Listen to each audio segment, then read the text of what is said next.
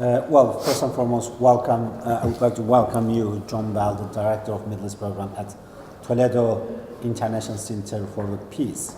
And here at Geneva, it's very good to have you here with us at Geneva at Sharq Forum and ECFR event on the Palestinian issue in these changing dynamics in the Middle East.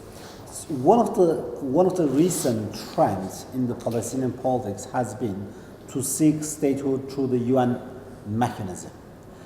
How meaningful for the Palestinian, or how effective can they be for seeking a statehood through the UN mechanism? Well, first of all, thank you for inviting me to this forum, the Sharq Forum on the Palestinian issue. It's already been a very good discussion, and I appreciate that you are trying to move that file forward in that way. Regarding your question, look, it cuts both ways, and I think we just have to be realistic about it. The Palestinian recognition at the UN is a useful step in the historical arc of Palestinians seeking their rights, of international recognition of the Palestinians. And it's useful in the diplomatic world as a building block towards a two-state solution. So I think on that level, it shouldn't be dismissed. It is useful, it's meaningful. But on the other hand, and I think this is maybe the more important point, is that like all things in diplomacy, there's the abstract level, which is what I just talked about, and the level of language and symbolism. I'm not sure that such a step would have a large effect on the ground. In other words, the lives of Palestinians, the quality of their lives, changes in their governance are not likely to be immediately, or even in the medium term, maybe impacted by that step.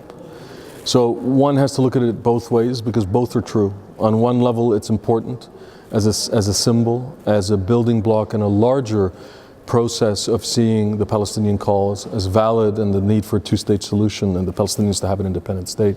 On the other, I'm not convinced or don't know yet that is an essential step in actually giving Palestinians what they need on the ground, which is more normal lives.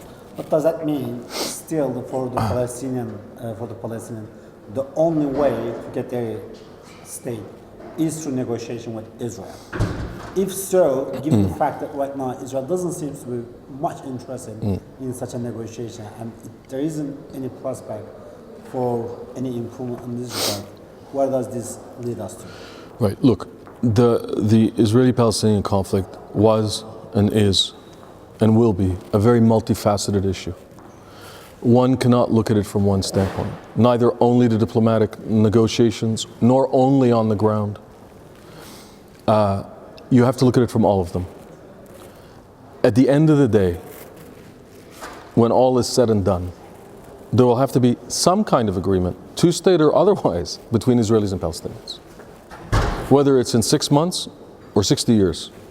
And I can't predict which one it'll be. Certainly, I can predict it won't be in 6 months. So, the missing piece of the equation at the moment, I think speaking very realistically in that multifaceted angle, is I don't think at the moment that Israelis see the need. They don't have an incentive to move on the issue. At a certain level, they're comfortable and they can manage it. And it's not just Israelis. I mean, you can look at any country in the world. If they think they can manage something, they're not going to make leaps or do something drastic in their own understanding of drastic with a cost, unless it's worth it. Or unless, very sadly I say this, unless the pain is high enough. I see. So there's a missing piece in all that, in the discussion, which is that Israel doesn't see the need right now to move forward.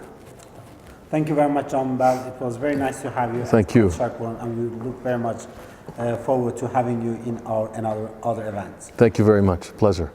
Thank you.